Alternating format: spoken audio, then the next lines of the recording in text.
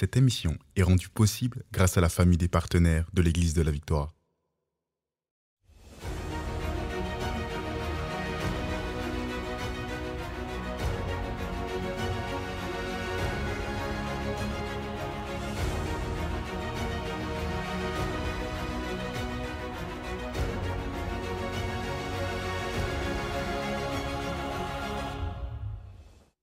Gloire à Dieu. Alléluia. Vous avez vos Bibles. Vraiment que Dieu m'aide ce matin. Je vais prier pour cette portion très importante parce que j'ai la foi que ce message, vraiment, je l'ai souvent dit, parce que toutes les fois qu'on va aller dans la parole, on a toujours une capacité, une possibilité où on peut vivre un changement. Mais spécialement ce matin, je crois, si vous recevez cette parole, vraiment, ce message peut vraiment changer votre vie et stabiliser votre vie une fois pour toutes. Amen. Ce matin, vraiment, je veux dire avant même qu'on prie, ce matin, si vous ouvrez vos cœurs, je crois vraiment que votre vie peut changer à partir d'aujourd'hui. Puis la raison pourquoi je dis ça, c'est parce que je vais vous apporter un message et je prie que Dieu me donne la façon de le dire, mais vraiment, votre vie peut se stabiliser une fois pour toutes. Gloire à Dieu. Gloire à Dieu. Dans 40 ans, vous pourrez être, si on est encore ici, si l'enlèvement n'a pas eu lieu, et on va sûrement avoir un autre bâtiment dans 40 ans. Gloire à Dieu, plus grand. Mais dans 40 ans, vous pourrez faire partie de cette même famille de foi si vous êtes stable dans votre foi. Amen. J'ose le dire. Gloire à Dieu. Je trouve ça tellement beau quand on voyage. On va, par exemple, au Texas et on voit des hommes de Dieu qui ont travaillé ensemble depuis 55 ans. Ils prêchent ensemble depuis 55 ans le même message qui n'a pas changé parce que la Bible ne change pas. C'est les gens qui changent, mais la Bible ne change pas. Alléluia. Et on va aller dans la parole de Dieu aujourd'hui. Et je veux vraiment vous encourager à ouvrir vos cœurs. Je crois vraiment, je le redis, parce que je veux que vous puissiez vraiment préparer vos cœurs. Ce matin, ma vie va changer. Vous pouvez le dire, ce matin, ma vie va changer. Certains d'entre vous, en fait, votre vie chrétienne, c'est des hauts, des bas, des hauts, des bas, des hauts, des bas. Et Dieu vous dit, c'est l'heure que votre vie devienne stable en lui. Stable, inébranlable. J'aimerais vous prophétiser, tous ceux qui vont recevoir cette parole, vous ne serez plus jamais sur une denticie comme ça, en haut, en bas, en haut, en bas. Mais le diable a beaucoup torturé les chrétiens par des combats, de la confusion, beaucoup de confusion. Il y a beaucoup de chrétiens qui vivent dans la confusion, puis c'est comme ça, en haut, en bas, en haut, en bas. Et c'est pas ça que Dieu en réserve pour ses enfants. Dieu ne vous a pas appelé à être tout mélangé, tout confus, en train de vous poser des questions. Ce n'est pas ça la vie chrétienne. Et même le fait, frères et sœurs, certains d'entre vous, admettons, vous avez commis un péché samedi soir. Le diable va vous dire dimanche matin, ne va surtout pas à l'église, parce que là, tu vas être un hypocrite. Tu es mieux de t'éloigner de Dieu pendant 2-3 semaines pour démontrer vraiment que tu es repentant. Et après, quand tu seras digne, reviens à l'église. C'est ça que le diable dit à plusieurs chrétiens. Mais en fait, vous venez de chuter dans le péché, le pays des péchés, retrouvez-vous à l'église dimanche matin. Amen. Il y a juste ici qui comprennent. Là. Parce qu'en fait, c'est à l'église où on grandit. C'est à l'église où on va comprendre notre justice en Christ. C'est à l'église où on va vivre un changement. C'est en s'approchant de Dieu, c'est pas en se retirant de Dieu. On va vivre des choses ce matin. Et votre vie, si vous êtes prêts, vraiment si vous êtes prêts, je vous fais un petit une prélude, une introduction. Parce que je sais qu'on peut entendre des messages. Et c'est un parmi 50 millions qu'on va avoir entendu dans notre vie. Je me souviens, une fois, j'avais prêché. J'étais dans l'auditorium qu'on louait à l'époque. Et j'avais reçu de Dieu une parole tellement claire. Et j'avais prêché des choses qui décrivaient la vie d'une femme que j'ignorais en fait. Et j'avais dit, il y en a certains d'entre vous, vous êtes entre comme une décision, suivre Dieu ou suivre la chair. J'ai dit, il y en a, par exemple, j'ai dit, il peut y avoir une femme dans cette église et vous êtes attiré vers un homme marié et en ce moment, vous êtes en train de vous décider, soit Dieu, soit cet homme. J'ai prêché, j'ai décrit sans le savoir, j'ai décrit la vie de la personne. À la fin de la réunion, cette femme est venue me voir pour me dire, Pasteur Joël, la fille que tu as décrit, la femme que tu as décrit, c'est moi. Et je choisis l'homme. Tu ne me verras plus ici, j'abandonne Dieu. Frères et sœurs, la parole de Dieu, elle est là pour votre bien. Elle est là pour votre bien. Est-ce que vous êtes prêts à ouvrir vos cœurs vraiment avant d'aller plus loin? Vraiment, ouvrez vos cœurs. Et toutes vos idées préconçues, vos calculs, vos schémas humains, est-ce que vous êtes prêts à tout abandonner au pied de la croix et dire, Seigneur, ce matin, je te laisse me parler. Je te laisse me parler. Gloire à Dieu. Alléluia. On va prier. Amen. Je suis content d'être avec vous. Amen. On est content d'être ensemble. Alléluia. OK, gloire à Dieu, gloire à Dieu. Alléluia.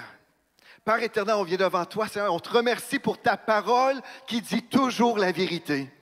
Merci pour ta parole. Merci pour la présence du Saint-Esprit qui nous éclaire aujourd'hui. Seigneur, merci parce qu'on refuse de tourner en rond dans notre vie. Merci parce qu'on se stabilise. Et merci parce qu'aujourd'hui, dans le nom de Jésus, nous recevons le message de la foi et on refuse de lâcher prise. Lorsqu'on a cette révélation, on refuse de lâcher prise, mais on va tout croire. On va tout croire et recevoir dans nos vies. On a prié dans le nom de Jésus.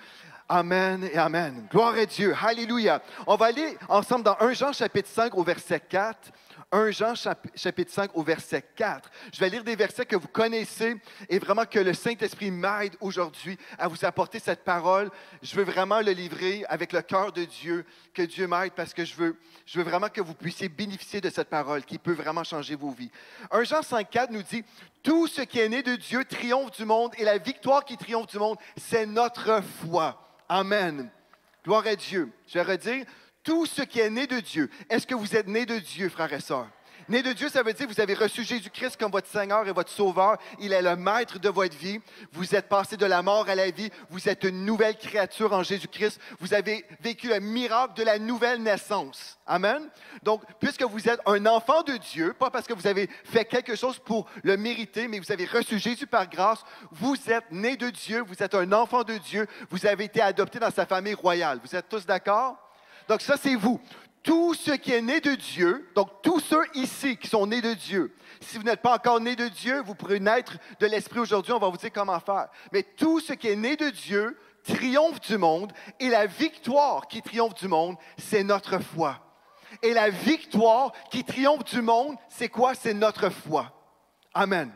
Alléluia. Pasteur Gwen a tellement bien prêché les dîmes et les offrandes. Ce n'était pas juste les dîmes et les offrandes, mais c'était vraiment le message, en fait, qu'on peut croire Dieu, on peut croire sa parole, que ce soit pour la guérison, que ce soit pour les finances, peu importe les défis de la vie, la parole de Dieu est toujours la solution. Amen. Merci, Pasteur Gwen, c'est extraordinaire. Alléluia. Gloire à Dieu. Tout ce qui est né de Dieu triomphe du monde et la victoire qui triomphe du monde, c'est notre foi. La foi, ce n'est pas simplement des connaissances ou des croyances. La foi, c'est une force spirituelle. Et quand je comprends que je peux relâcher ma foi dans la parole de Dieu, c'est alors que je peux vivre ce que la parole de Dieu dit. Mais quand on s'approche de la parole de Dieu d'une façon juste intellectuelle, on veut juste apprendre des concepts, puis on peut passer à côté. On peut devenir très religieux, connaître beaucoup de choses sur Dieu sans connaître le Dieu de la Bible. Et ce qu'on veut, c'est vraiment connaître le cœur de Dieu quand on lit la parole de Dieu. Donc, alléluia, nous sommes tous aujourd'hui victorieux à cause de notre foi. C'est ce qu'on vient de voir ensemble. Maintenant, dans Romains chapitre 10 au verset 8. Romains chapitre 10 au verset 8, nous lisons « Que dit-elle donc la parole? La parole est près de toi, dans ta bouche et dans ton cœur. Or, c'est la parole de la foi que nous prêchons. » Qu'est-ce que nous prêchons? La parole de la foi. La parole de la foi. Mais c'est quoi ça, la parole de la foi? En fait, la parole de la foi, c'est la foi dans la parole de Dieu. Quand je prêche la parole de la foi, je dis que ce que Dieu a dit, c'est vrai. Amen. Toutes les promesses de Dieu sont pour nous oui et amen. Alléluia. C'est l'ADN de cette maison. Nous allons croire la parole de Dieu et nous croyons que vraiment la parole de Dieu, elle est élevée même au-dessus du nom de Dieu. Dieu l'a dit dans le psaume 138 au verset 2, je pense. Il a dit, j'ai magnifié ma parole au-dessus de mon nom. Alléluia. Ça veut dire que Dieu a pris cette parole et puis si c'est Dieu, mon micro c'est Dieu, il s'est placé sous sa parole. Ceci veut dire que Dieu va toujours honorer sa parole. Ceci veut dire qu'il ne pourra jamais contredire sa parole. Mais pourtant, il y a plusieurs chrétiens qui vont dire oui et amen. Oui, toutes les promesses de Dieu sont pour nous oui et amen. Mais quand je ne vois pas l'accomplissement, là, je vais dire oui, mais Dieu est souverain. Dieu est souverain, il peut faire ce qu'il veut. Dans la souveraineté de Dieu, Dieu ne peut pas contredire sa parole. On a ouvert une porte passée au diable avec l'expression « Dieu est souverain ». Oui, Dieu est souverain, mais dans sa souveraineté, Dieu ne devient jamais un menteur. Et on a besoin de croire ça. Vraiment, frères et sœurs. Donc, Dieu est souverain, mais dans sa souveraineté, il nous a garanti que sa parole demeurait toujours vraie. Et quand je ne vois pas l'accomplissement de la parole de Dieu, ce n'est jamais la faute de Dieu, c'est de ma faute.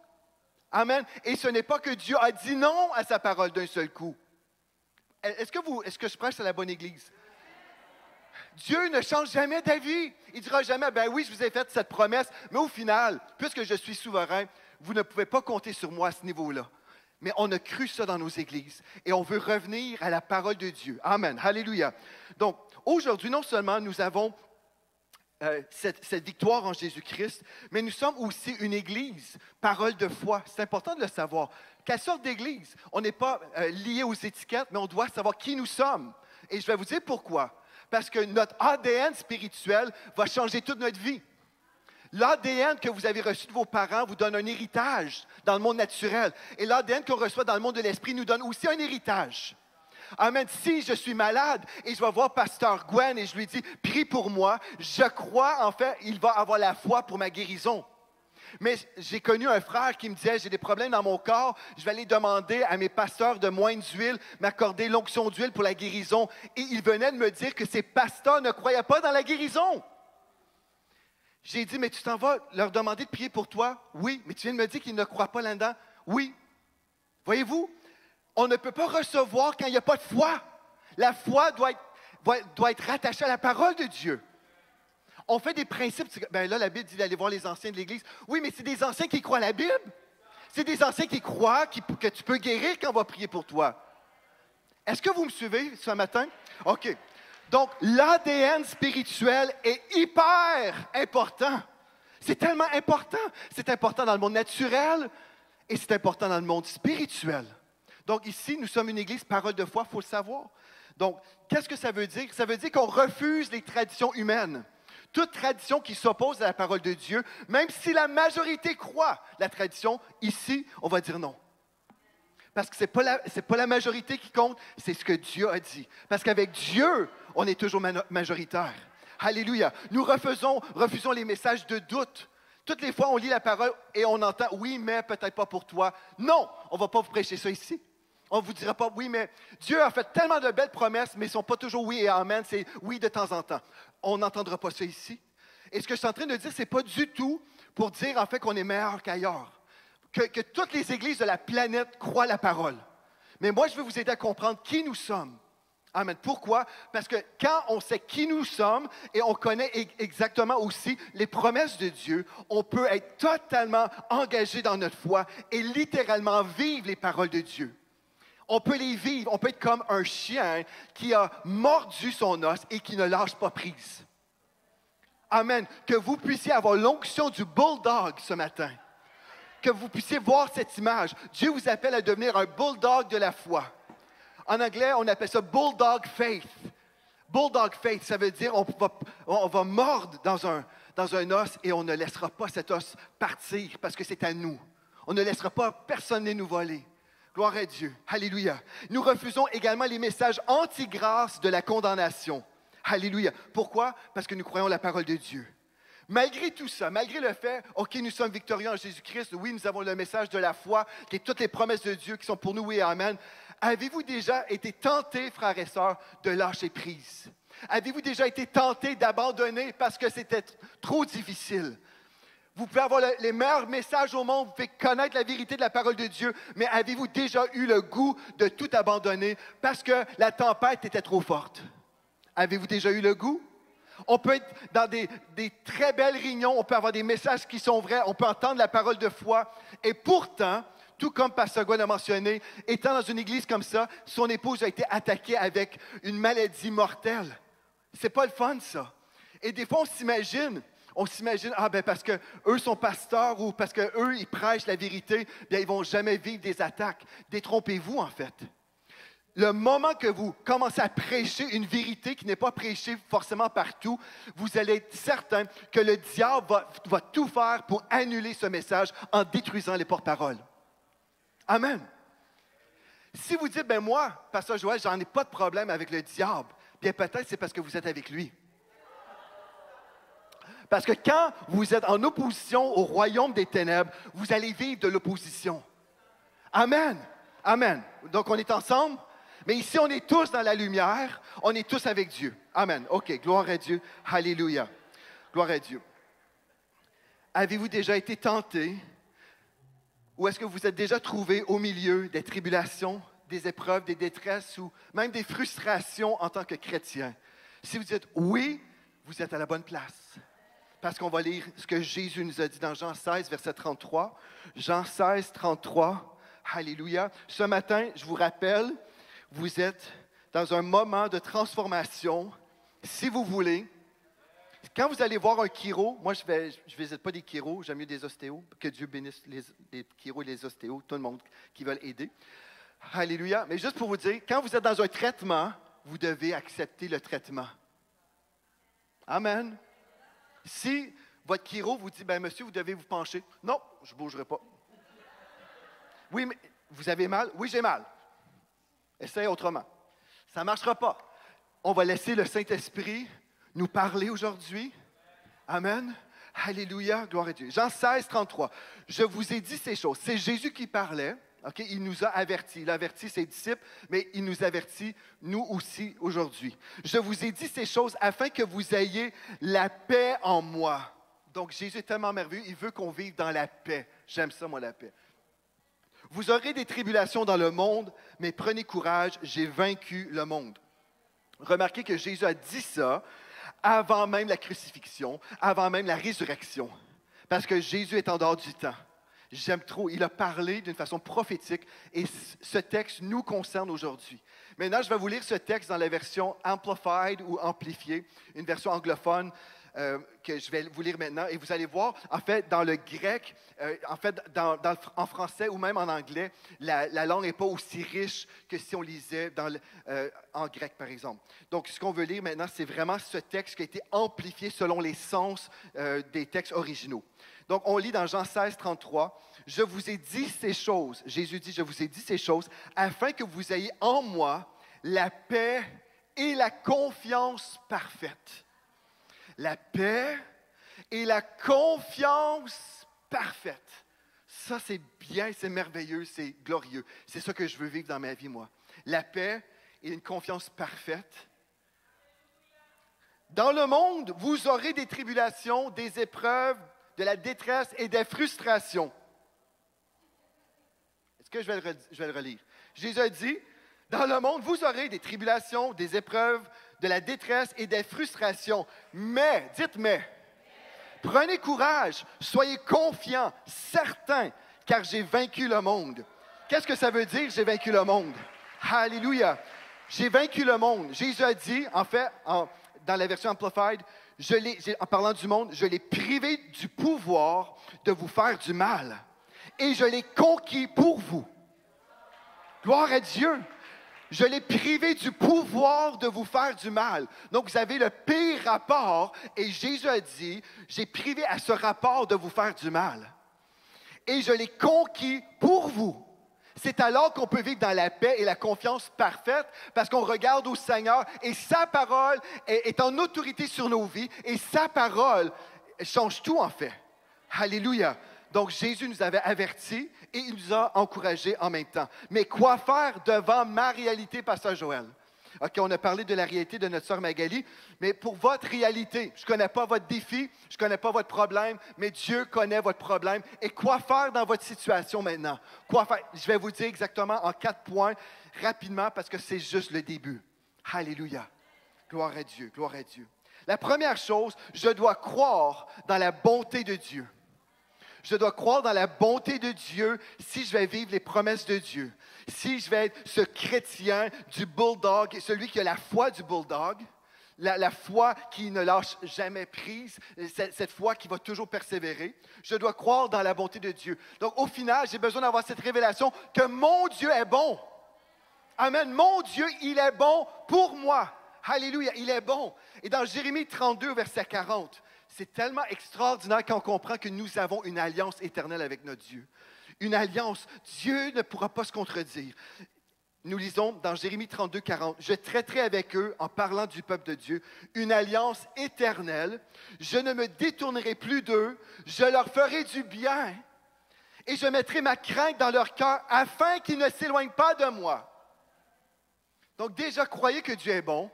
Et si vous croyez que Dieu est bon pour vous et que vous avez une alliance éternelle avec lui, bien, Dieu nous dit, je leur ferai du bien. Dieu veut vous faire du bien, frères et sœurs. Mais, le texte dit, afin qu'ils ne s'éloignent pas de moi. Le diable veut qu'on s'éloigne de Dieu.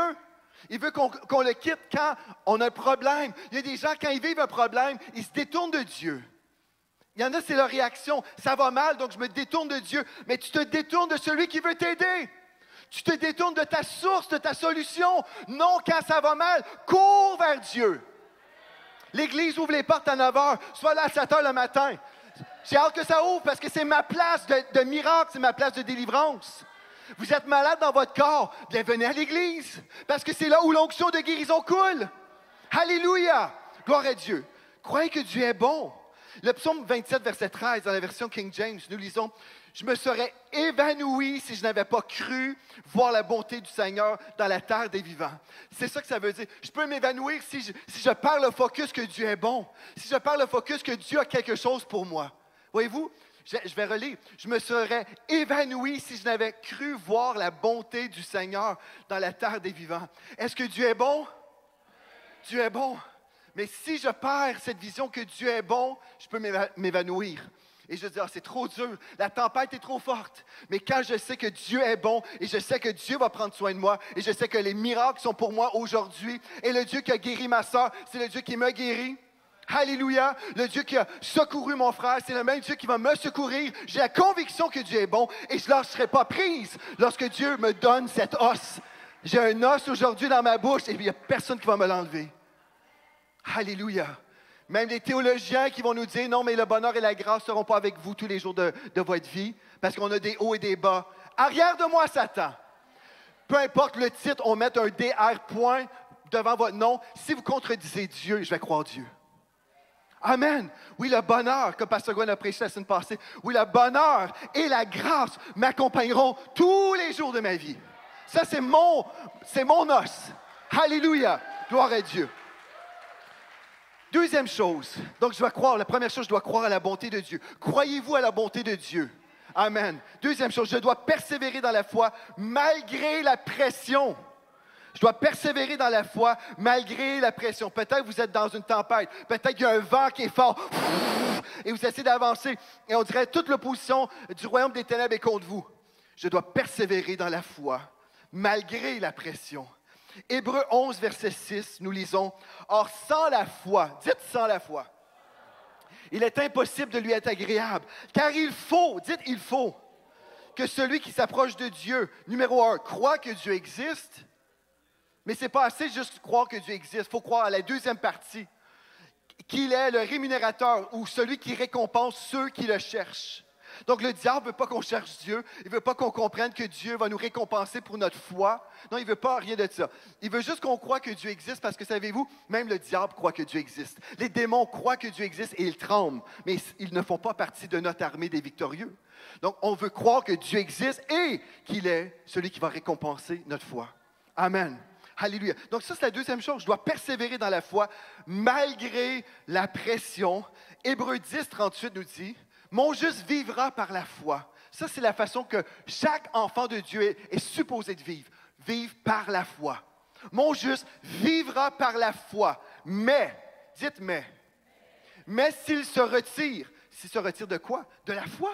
Mais s'il se retire, mon âme ne prend plaisir en lui, ne prend pas plaisir en lui.